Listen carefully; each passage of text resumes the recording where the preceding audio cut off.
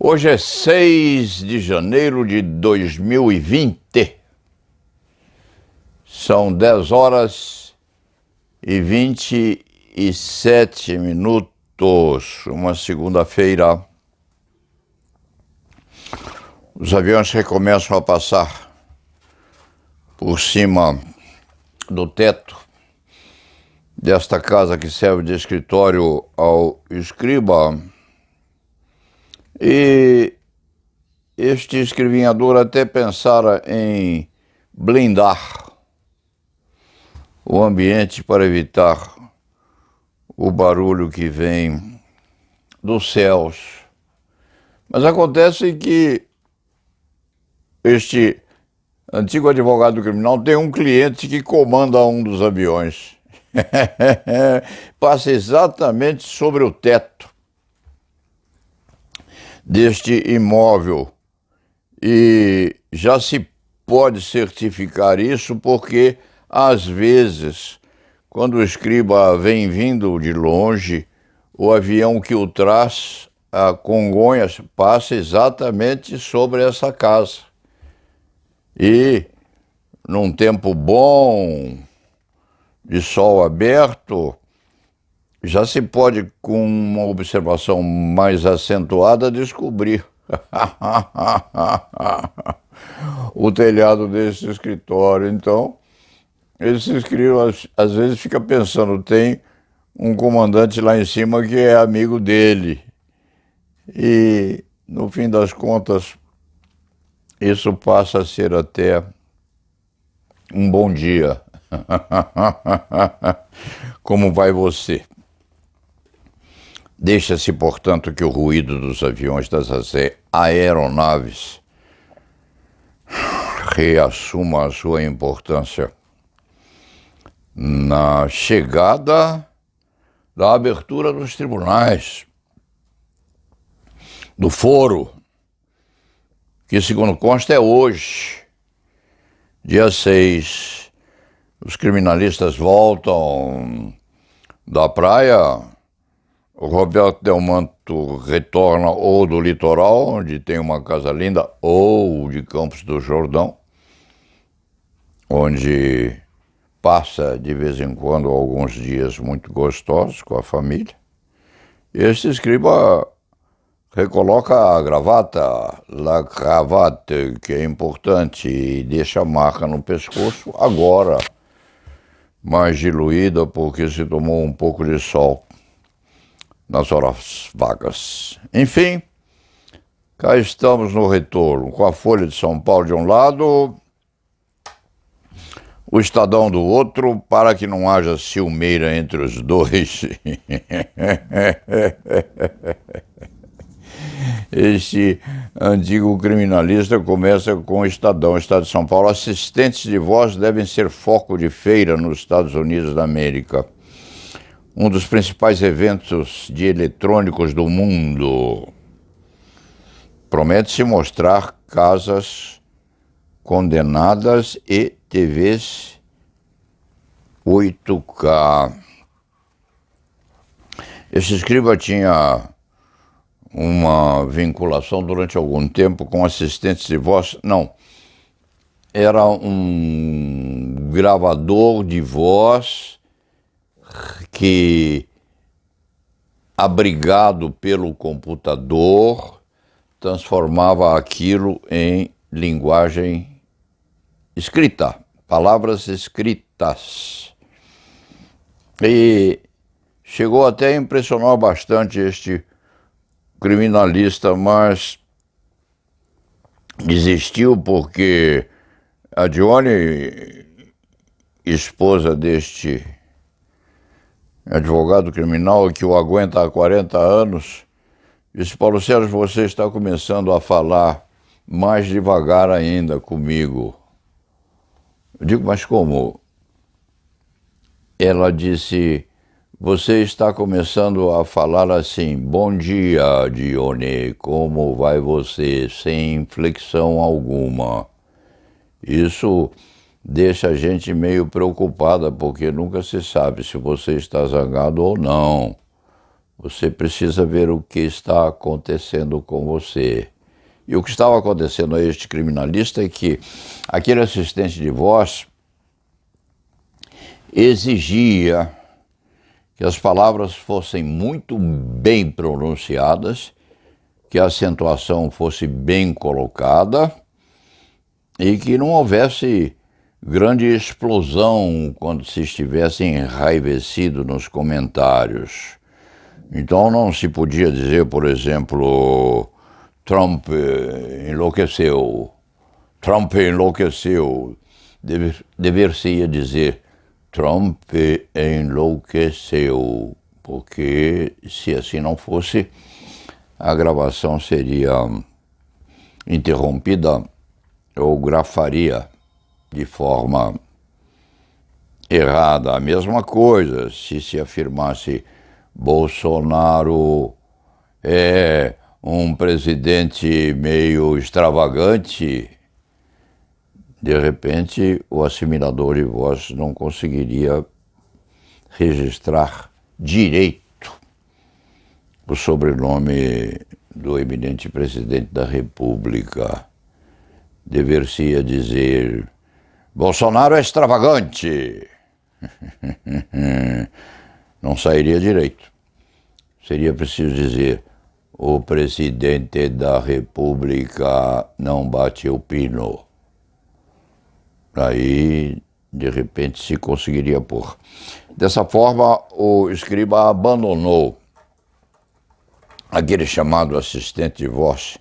Era de uma empresa famosa nos Estados Unidos. Agora parece que esses gravadores de voz estão conseguindo, inclusive, colocar as expressões enraivecidas ou até as risadas deste escriba de forma correta. Não se sabe exatamente como isso há de ser grafado se e quando nós formos reduzidos daqui a pouco a meros locutores sem grande inflexão na voz, seja de alegria, seja de raiva, seja de tristeza. Enfim, isso está no Estadão. A Folha de São Paulo traz algumas considerações sobre acordo nuclear do Irã. Iraque pode expulsar Estados Unidos da América. Isto vai ser muito complicado, porque o presidente dos Estados Unidos da América do Norte manda matar aquele general. Quem é o general que foi assassinado? Foi Suleiman, qualquer coisa assim. Soleimani foi assassinado por Trump a milhares de quilômetros de distância. O drone bombardeou o carro onde o Soleimani se encontrava lá de cima e dirigido, registrados os impulsos de um local qualquer, quiçá da própria Casa Branca. E o assassino é, com certeza, Trump. Não só o é, mas confessou aquilo nas crônicas sociais que ele tem, que são escutadas por milhares e milhares de norte-americanos, principalmente agora na antessala das eleições para a recondução dele à presidência dos Estados Unidos ou de outro ou de outra. Provavelmente ele, que aprendeu a usar as procedências eletrônicas da internet com Bolsonaro, ou foi Bolsonaro que aprendeu com o presidente? E eles são muito amigos.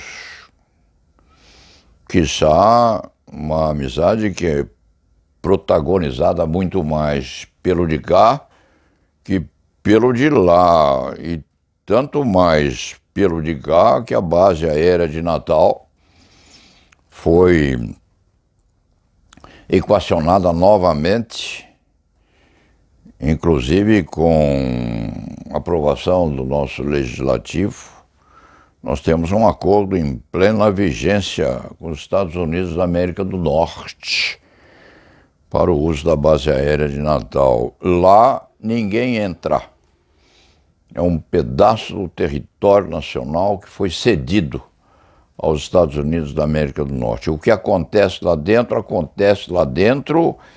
e se o presidente da República quiser visitar aquilo lá, não há de ter permissão a tanto, porque aquilo é praticamente agora, hoje, território norte-americano. Se aquilo vai ou não servir se houver uma conflagração com o Irã, esse escriba não sabe. Não chegou a pesquisar isso aí, se a base aérea de Natal permitiria aos Estados Unidos da América do Norte uma chegança mais rápida ao Irã, ao Iraque, se quando houver um acidulamento dessa teimosia de ambos os lados. O escriba não se deu esse trabalho hoje, não houve tempo para isso e também não é necessário. Os mais interessados no assunto que procurem saber se a base aérea de Natal é boa ou não, se quando os americanos quiserem bombardear o Irã. E é bom saber que o Irã declarou estar livre para enriquecer urânio e armazenar combustível nuclear fora dos limites do acordo nuclear assinado em 2015, do qual Trump já tinha retirado os Estados Unidos da América em 2018. O enriquecimento do urânio parece que deve ser na proporção de 90% para propiciar a produção de bombas atômicas, mas quem já tem 20%, seria o caso do Irã, tem muito mais facilidade para alcançar o remanescente. Então nós temos aí uma psicopatia bilateral. Um tem uma dose de psicopatia grande, porque está enfrentando milhões e milhões de iranianos. Aos gritos de morte aos Estados Unidos, milhares de iranianos seguiram o caixão do general Soleimani na cidade sagrada de Mashhad, nordeste do país. Este escriba, pessoalmente, tem uma atração curiosa pelos lados de lá.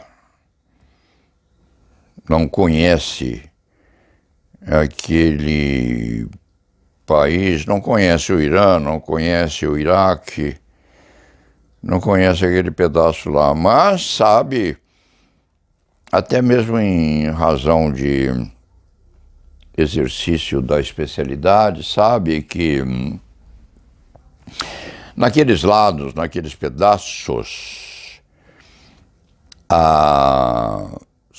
as iraquianas ou as iranianas têm um afeto todo especial pelo chamado nariz de falcão. O falcão era ou é uma ave muito apreciada naquela região. Então, as mulheres daquela estirpe, se quando possível, elas gostam de afeiçoamento do naso à semelhança com a falcoaria. Os narizes são mais afilados ou mais aduncos em razão de cirurgia estética, aperfeiçoando os narizes à moda daquela premissa, ou seja, narizes femininos aduncos são melhor apreciados que aqueles narizes que constituem o afeiçoamento, por exemplo, das norte-americanas, das sul-americanas em geral. Sabendo-se que os cirurgiões plásticos brasileiros, especialmente dois que este escriba conhece muito bem, Evaldo Bolívar de Souza Pinto, Juarez Avelar e mais uns outros tantos, são dos melhores existentes no mundo em função de tratamento da estirpe nasalizada do elemento feminino que nós temos por aqui. As nossas mulheres são lindas e os narizes delas, à nossa moda, são talvez os mais belos do mundo. Este escriba não está a fazer propaganda de cirurgião plástico, há aí dezenas deles especialíssimos nisso aí, mas vem à mente esta particularidade porque se está a cuidar do Irã, do Iraque, dos árabes em geral e da beleza feminina em particular. Relembrando-se que o escriba passou o fim de semana todo lendo uma biografia de Leonardo da Vinci e foi posto em contato com 4 ou 5 fotos da Madonna, da Gioconda, que conseguiu ver naquela foto dita original, naquela armação dita original, onde aquela dama das mais famosas do mundo, ainda hoje, é exibida, se a memória não falha, uma vez ao ano só e devidamente blindada. Então vamos deixar de lado esta questão correspondente à quebra do acordo nuclear entre Trump e os ideólogos daquele pedaço, com uma diferença muito grande, porque Trump parece ser um positivista, preocupado em saber se vai viver 80, 90 ou 100 anos, e os ideólogos iranianos ou iraquianos, eles têm a graça de Deus, eles têm a proteção lá daqueles que representam as divindades para os iranianos e os iraquianos. Então não é uma briga entre deuses, é uma briga entre um positivista e um conflito com milhões e milhões de criaturas cujas fotos estão aqui na Folha de São Paulo, na primeira página.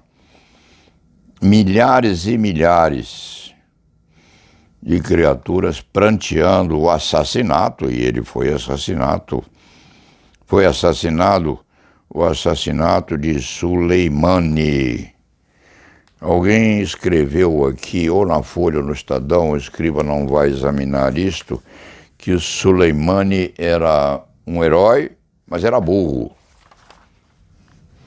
Era menos inteligente, mas herói necessariamente não precisa ser bem provido intelectualmente para ser iconizado pela população. Dito isto, são 10 horas e 45 minutos, é tempo de se fechar a dupla de jornais, dando um pedacinho a cada um hoje, para que fiquem bem amigos os dois e não se articulem com diferenças ideológicas.